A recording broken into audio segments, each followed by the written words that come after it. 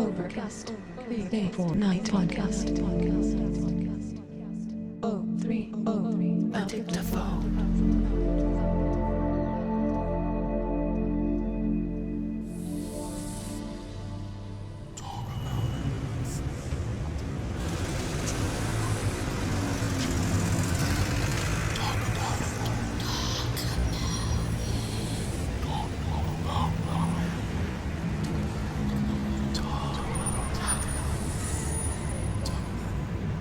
Right after we did the presentation, we had to change directions. We did the presentation. We had an initial presentation day in Agora Hills where we met up with everybody and met the people from the foundation who flew out. Met up with our hosting technology partners over at Bowie Online Entertainment. And we were just looking to kind of see how the reaction would be to these initial designs. The thing we had presented actually used this sort of file folder menu tabs as a way of suggesting navigation, and everybody was sort of really warm to it during the presentation. But about a week or two afterwards, I got a phone call from Ken Lowenberg saying that we would be probably just rethinking the homepage and probably the overall look, because it needed to still be darker, more iconic, less traditional in the way that it would try to reach the user. But I think after living with it for a couple weeks, Greg was concerned that we would probably end up with a site that looked a little too bright and too clinical. And although it did make a really, really positive splash at the time, it sort of sank in, and then we were sort of back on the square one of the drawing board. After a while, I found that the everything book approach is starting to get a little bit scattered, and it was what took me at least to the first presentation stage. But what I wanted more was to have clear focus. The everything book was so overwhelming, I had to leave that aside. It was rich with so much imagery, but I thought there's only a little portion of this that I can use, and I began to work by myself again to try to get to something that I felt comfortable with. So I was in a state of, well, roughly I could call it denial. I didn't have a particularly clear idea if I needed to start all over again myself. So I was quite tentative for a long time. I found that I was able to work best while thinking underwater.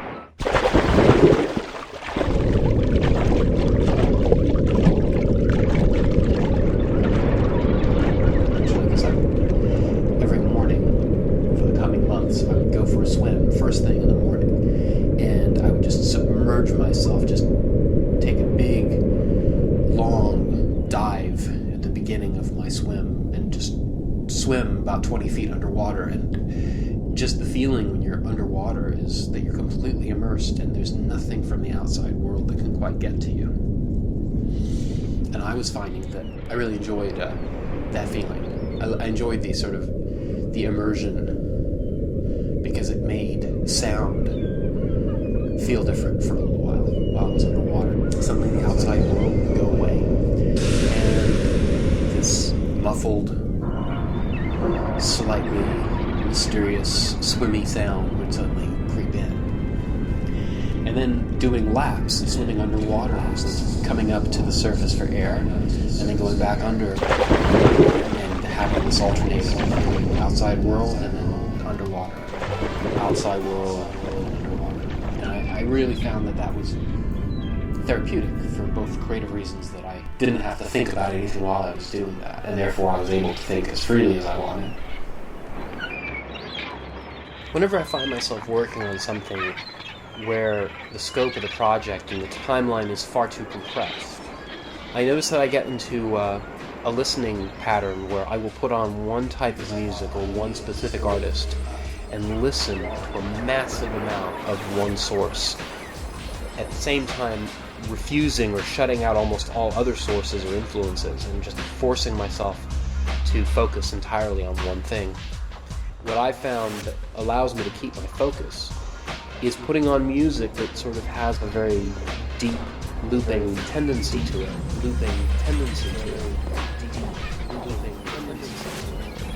build one single iTunes playlist out of just their work, and know that if this loops and goes on for a week, I can actually get through that and stay very much in one place. But the other thing it does is it keeps away from admitting stray influences into the work so that I can at least get to one destination. I mean, that has been for me a working method for many years, because I realized that if you suddenly change gears and you become a different person before the project is over, you can lose focus or you can become dissatisfied with the results because now you've changed. And I found that music changes me so much that I can't actually risk going into a territory that's off the original path or even go off onto a tangent. Sometimes I absolutely need to keep my focus, and if I can put on something that's fairly dark and repetitive, but I can find myself suddenly bringing out my most convincing work because there's really nowhere else to go but that one focal point. And it made for a very unusual and fairly dark listening experience here in the studio, but I was quite happy with that. We had a goal, which was to try to make the teaser for the site before it launched be as mysterious as possible, going with a viral marketing campaign through videos on YouTube, which Greg, using his Twitter account, was able to lead loads of people to go look at. So, as I usually do, I immersed myself in music making for about a week, and the pieces I made were really kind of telling about the project, because in a way, Greg was very much inspired by these old movie posters from the 50s and 60s that went on about the human brain and how, it was like the brain that wouldn't die and, the brain that ate New York. There were these movies that had these very kind of scary approaches to what a brain was and what it could do. And of course, studying epileptic seizures is to understand that it's just like crazy brainwaves. It's a misfiring of neurons and synapses in the brain in such a way that brings about epileptic seizures. The teaser site homepage used this exterior based on a series of photographs that I had taken. Well, I built the outside of the train station.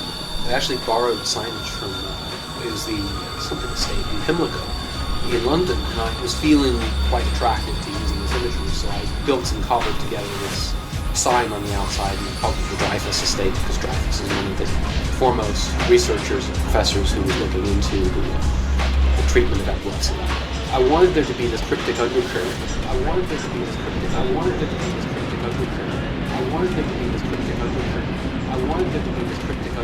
At this point, it was the 31st of October.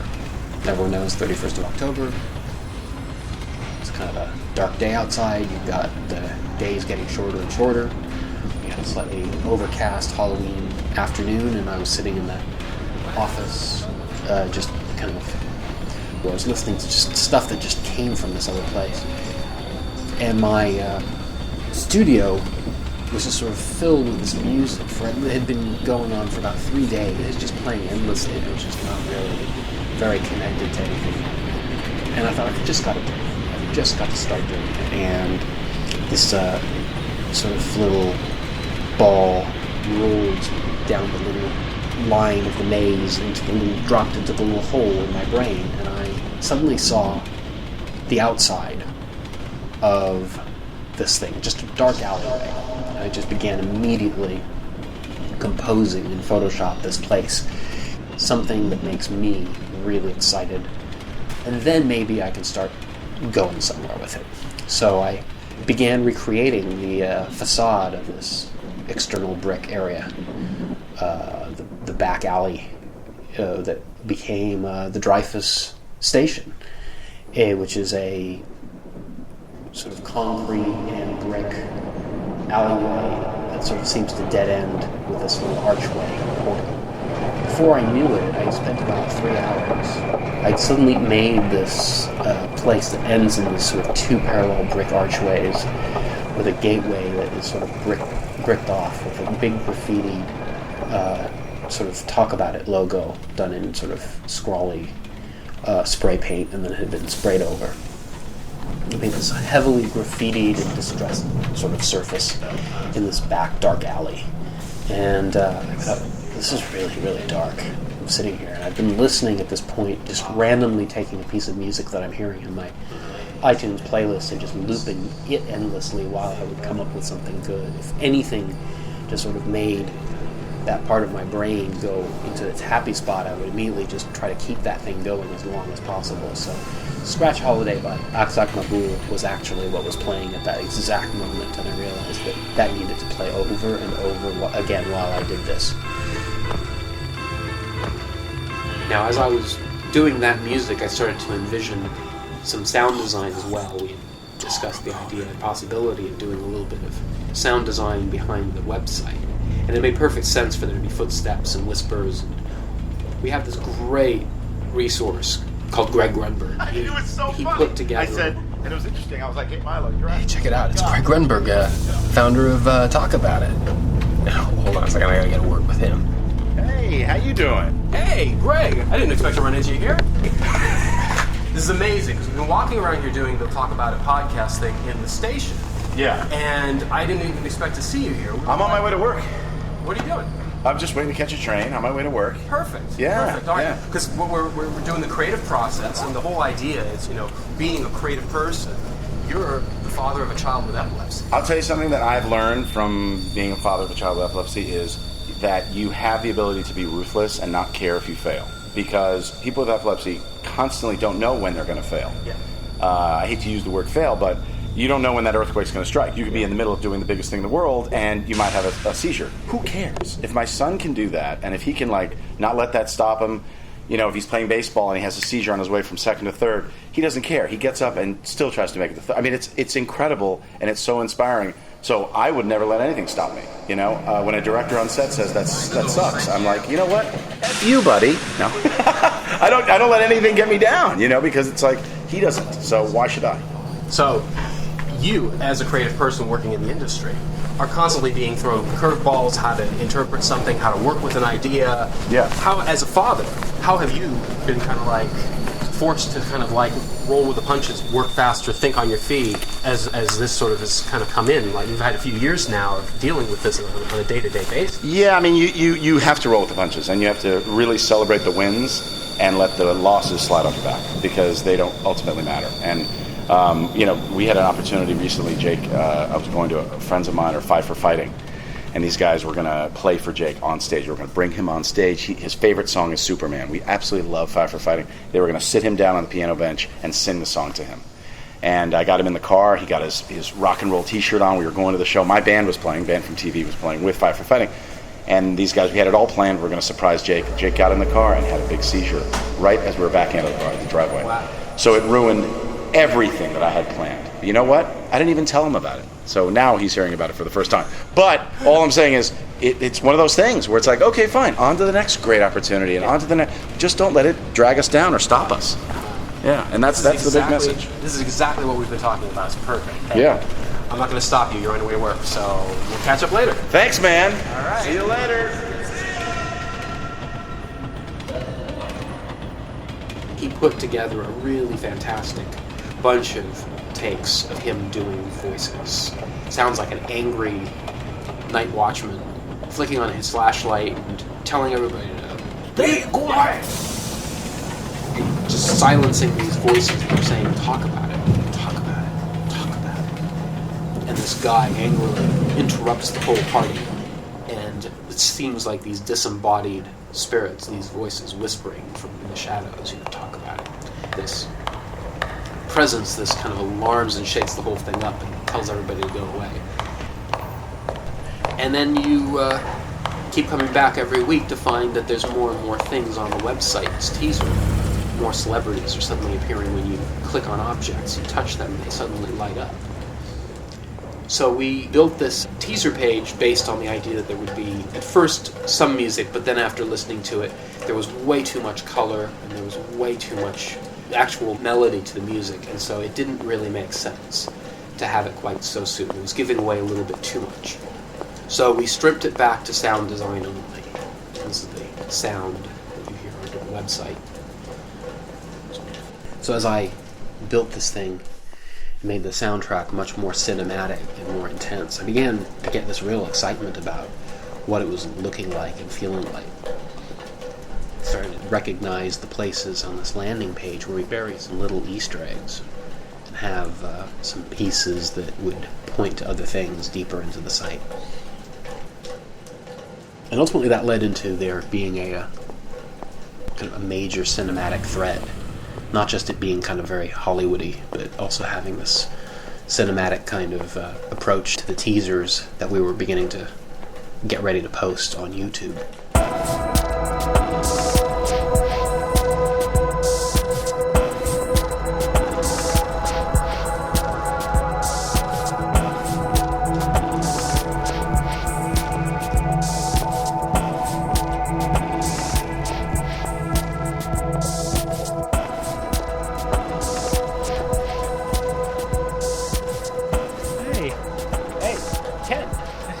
No way.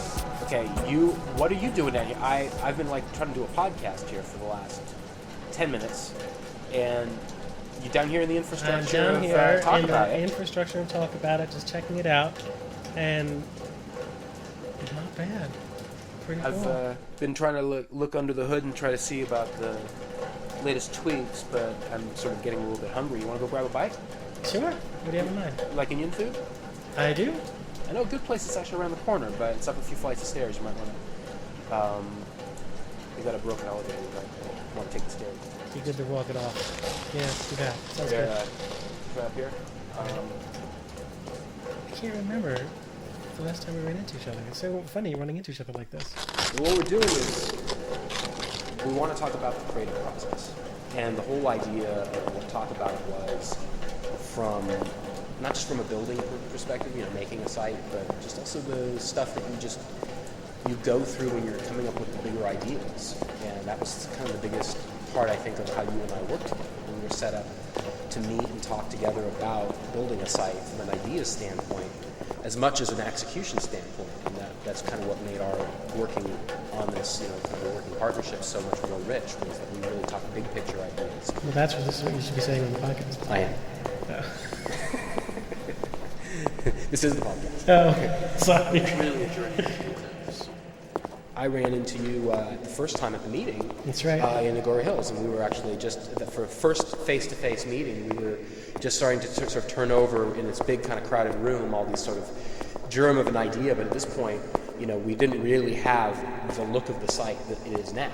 No. What we actually had at that time was a completely different looking site with much of the same ideas. But what happened after that was Greg ended up kind of coming back and saying, look guys, the look and the feel of the site needs to be more iconic, more dark, more kind of something else, something you've never seen before. And he was worried that this kind of maybe white background was going to come across as a little bit too clinical, a little bit too serious in a way, not Hollywood enough, not filmic enough, not theatrical or cinematic. Oh yeah, no, table for two. Over here. Hey. And Nice two place. waters and some side paneer, and I'll have a chicken tikka masala. Sounds good. Lamb? Whatever you recommend. Lamb tikka Lamb, masala there you for, go. for my friend. So, It was interesting because when we first did it, it was the first time we all sort of came together, all the players, right there in that Agora Hills. I remember that very much, and I also remember one of the first things was we don't have the right chords to connect we don't have the right chords to actually show the thing. We're trying to show a website and we don't have anything to do it with. But it was really cool because it was, like you said, it was the first time you and I had actually met and spoken a few times. But really, we were introduced by Greg, and Greg, in a lot of ways, more than mine, was the driver of this thing. He came up with the whole talk about a concept. He announced at that dinner in Philadelphia. He said to me, "I have something great, Ken. I'm not going to tell you what it is. You're going to hear it like everybody else when I announced it at this dinner speech."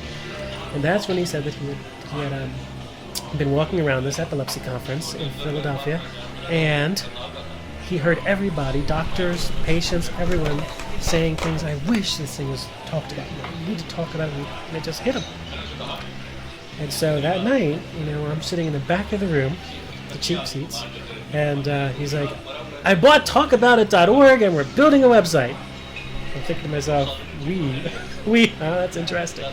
That I went up after that and, said it was fantastic.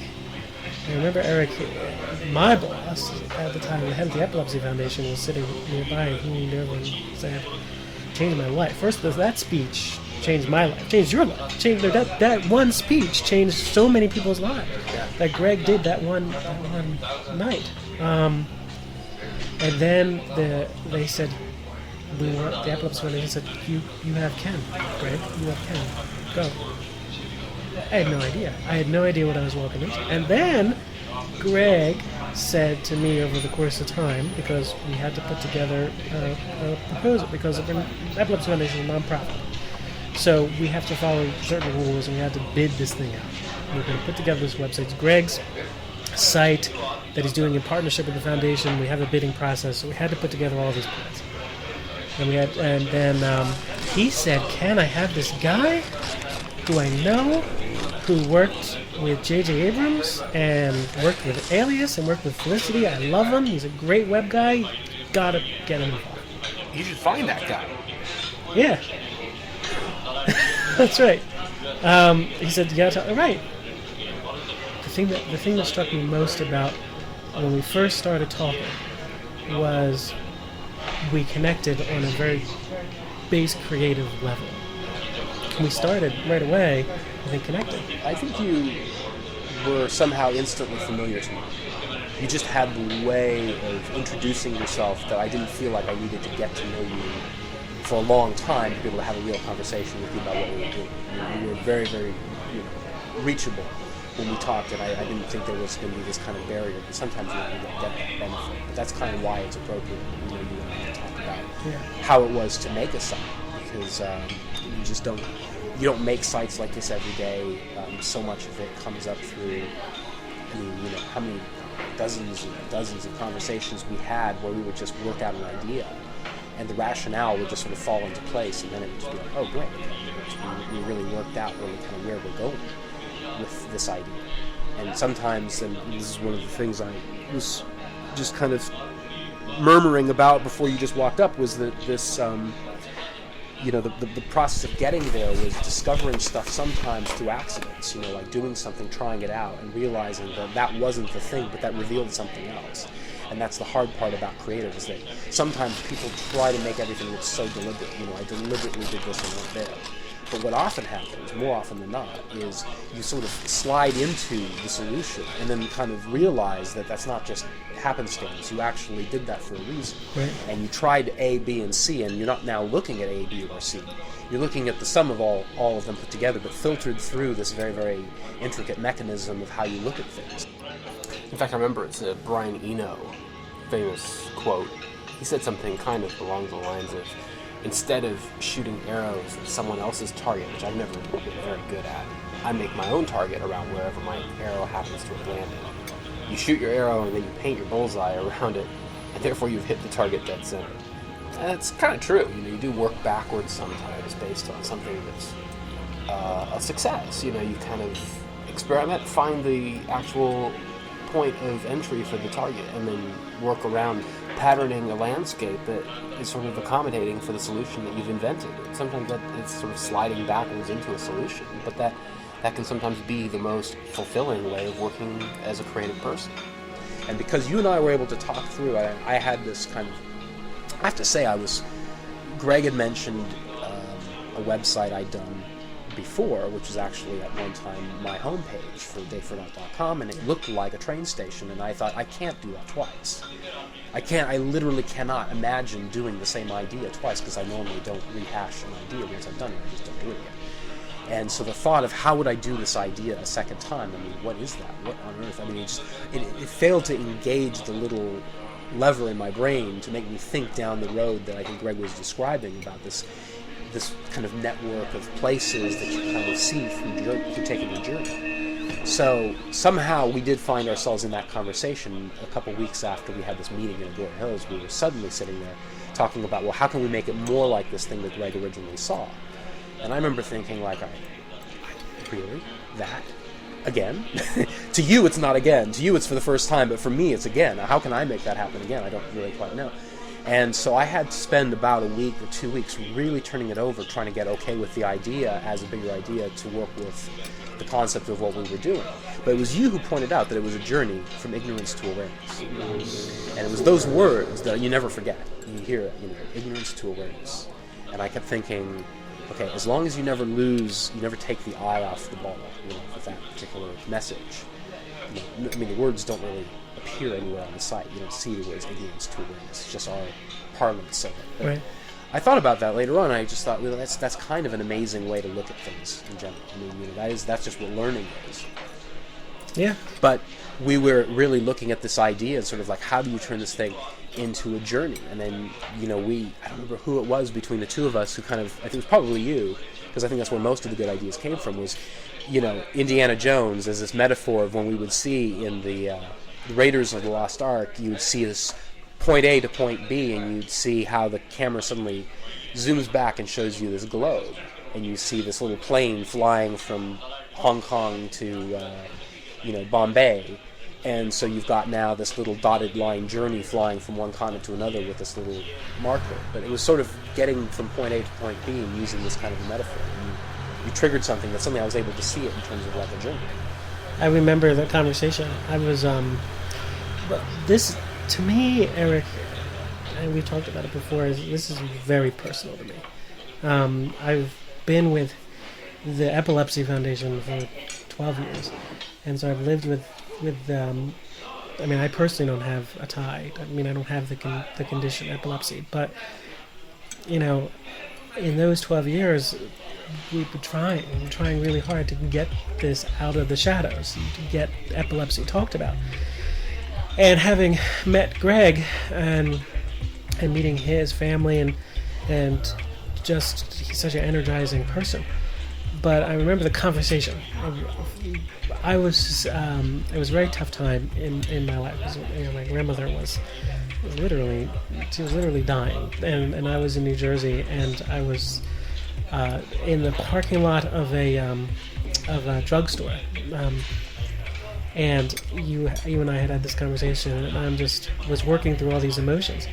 And I remember saying those exact words: "It's a journey from ignorance to awareness." And then we started talking about what this thing would look like, and we started dealing with the train motif, the subway motif, and I found two things, and I want to say, one is that it hit me that was the right way to go, because I know Greg was saying I wanted more Hollywood, and I knew that we were going to be in a situation where we had the opportunity to have these celebrities talking, and they each would have their own stage. What if it was like a platform? If there's a journey, and you did the platform motif and the subway motif, it just worked. I know you said I have all the great ideas in mind, but come on, you're the guy. And I also found great comfort in just being able to work with you at a time that was really stressful, and so that also shows me that the partnership was really strong, really fast. No, I appreciate what you said, because when I'm pitching ideas to people in general, I'm always ready for people to say, punch holes through all of them and say, we just can't do it that way, or we shouldn't do it this way, or I'd prefer to do it this way. And you never really took any idea that I put out there and punched a hole through it. You always allowed it to float long enough to see if it would actually stay. Yeah. And that was the one thing that I'm not used to, is finding people who don't try to deflate new ideas so quickly. So it was really productive. We were able to make progress. That's really what it comes ultimately down to. Is, right. We were able to actually kind of take a quick, journey in this creative, destination. We actually were able to get to the next stop. Instead of having it shot down, you guys would champion the idea and go, okay, great, do the next one. Exactly. And the funny part is, we did actually do a lot of development during the last months of last year, November, December, and then in January and February, we were actually planning to shoot all the videos. Right. But in the end, I think probably 95% of the actual final decisions that you see reflected in the site, visually, seem to have been made in the last 2 weeks. Because we really worked super efficiently at the end. There was this kind of way where you take your time to kind of put the pieces in place so that you can do production, so you can do video, so you can do audio, so you can do all these things and make better, quicker decisions at the end. And so you have all these pieces that you have to kind of sort out, and yet despite all that, we were able to get 12 platforms up more or less in the exact window allotted, which was April 1st, right? Yeah. So End of March. Right. End of March. So we did actually do, and that's the hard part, because I find, for me, I tend to like chop things up in one day. I make one day of just editing and chopping, and then I'll make another day of just looking at backgrounds and looking at how the different train stations are going to look. So I was organizing and sorting out backgrounds, looking at wall textures and stone and brick and floor textures and things, and just dealing with those types of issues, but not thinking about what anybody's going to say, just not even trying to even look at it, and trying to make each of those things so compartmentalized. It's amazing, you just mentioning it now, and I'm thinking it back, there were so many moving parts to this thing, and then you look at what you put together with the platforms. You're absolutely right. Each piece, I mean, in a lot of ways, right down to lighting and actors and everything. Talk about it is truly almost like a movie. It's amazing that it worked. It works like that, and in a lot of ways, that's what we were doing. We scripted it, we shot it, we produced it. It's amazing. Yeah, if Greg were here now, I would ask him a question about what was he thinking and feeling the day he was directing all of the actors, because he had to direct 30 actors in one day, and that was that wasn't a full day. I mean, we were out by 4:30 or something. I mean, we didn't even work until midnight. I mean, we had a very condensed day of shooting at Sunset Gower Studios. I think we had 30 people show up between the hours of 9:30 in the morning until and 4:30 p.m. Yeah. And so Greg very much had his own version of that day, where he focused on directing a tremendous amount of material from quite a number of very talented people in a very short 8-hour session. I mean, that's the same metaphor extended to Greg's day. That's right. And that in itself produced excellence on the part of all 30 actors. I mean, everyone produced something very memorable that day. Looking at the blue screen, I want you to recall what my face looked like when we realized that the blue screen wasn't big enough to hold go to the actors. Yeah.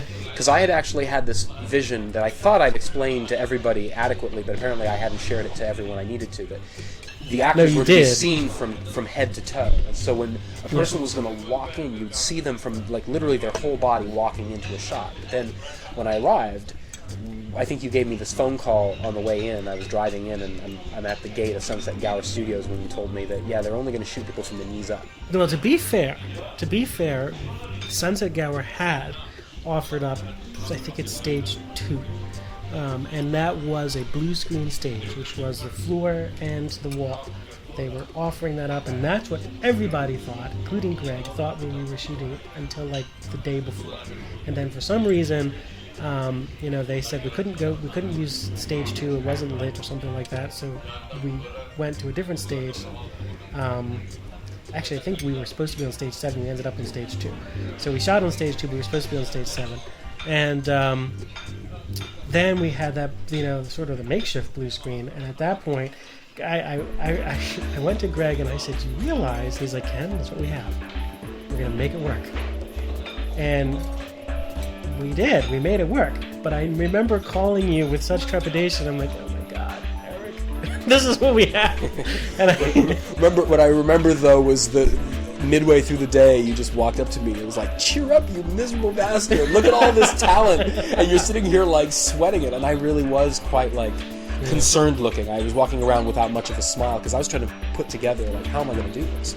Because I'd envisioned this blueprint for what each platform was going to look like, and in sort of the dream version of it, Greg would walk out from behind a wall and actually be right in the middle of your screen, not framed in any way, not cut off in any way, but actually walk right out into the middle of the website and be standing there amidst all these obstacles and objects and stuff that he'd be kind of passing in front of or behind, and this was all going to become the seamless movie that we'd be watching. And somehow by having him too close to the camera would sort of break the fourth wall for me, where I thought he would actually be too close, that we'd start to become self-conscious that he's in a browser. He'd be framed, therefore he'd be actually inside of a web browser and you'd be simply thinking about that. Yeah. So I was so kind of thinking about the magic of him being just a couple inches smaller, but actually completely self-contained inside of the set that we were. designing on a blue backdrop. That I remember I spent the whole first half of the day just shaking my head inside, going, I don't know how I'm going to do this. Like, how are we going to recrop every person to, work in front of something with everything behind them? I sat there actually with my laptop, cropping and working. While the only way I could console myself while this was going on was sitting there trying to redesign it on the soundstage. And I actually got to a place where I was sort of okay with it, but I finally cracked a smile when I realized, okay, we're having a pretty awesome day here. We've got Zach Quinto and Chris Pine here, and Greg, and Jason Bateman, Ron Rifkin, all these people running around. This is a pretty cool day. But I was sitting here preoccupied in my own personal trauma of like how to reframe the entire website. I remember that trauma. The thing I remember the most, a few things from that day. Again, going back to my having been working with epilepsy and the Epilepsy Foundation for so many years, is the first actor. I mean, Greg did a bunch of stuff at the beginning, the platforms at the beginning, the donation platform and sponsor platform. He shot all that before any actor showed up, and then Balthazar Getty showed up in the first one. And he started reading his script off the prompter, and Greg stopped him, and Greg just went up to him, and I just can't never forget the look in Greg's face, because I remember this. He walked right up to him and said, finally someone else is talking about this. Yeah. And I was like, there it is. That is exactly why we're here. Not because there's another actor talking about it, but because here we are starting a movement where it's so personal. It's so personal. Every single person who has epilepsy, their story is different. Every person's story is different. And every person's epilepsy is different. But the thing that every person with epilepsy and every person impacted by epilepsy, whether they're caregivers or they all need to have the opportunity to talk about it. And that's what was so amazing about this, is because here you started seeing it right there. And that wasn't Greg Grunberg, the actor. That was Greg Grunberg, the father of a child with epilepsy, who went and embraced this guy and said, someone else is talking about this. And that, to me, was like, this is what it is. If you were to, I've been asking everybody this, if someone were to like happen upon talk about it without having any idea why they were going to talk about it, whatever it was, and so they came to the site and they found out the site was talkaboutit.org, a site to release the stigma from epilepsy. Mm-hmm. What would you want them to take home from it if that was their first exposure and they came to the site? I've been asking everybody this question. What would you want them to leave with? I'd want them to leave with some sort of understanding, some sort of change of heart. Someone going to talk about it begins to understand a little bit about that. First aid, I'd love if everybody went to talk about it, and there's a great platform that we have with Zachary Quinto and Chris Pine. That was the platform that for me did it. And it's funny, that was interesting that it was Chris and Zach.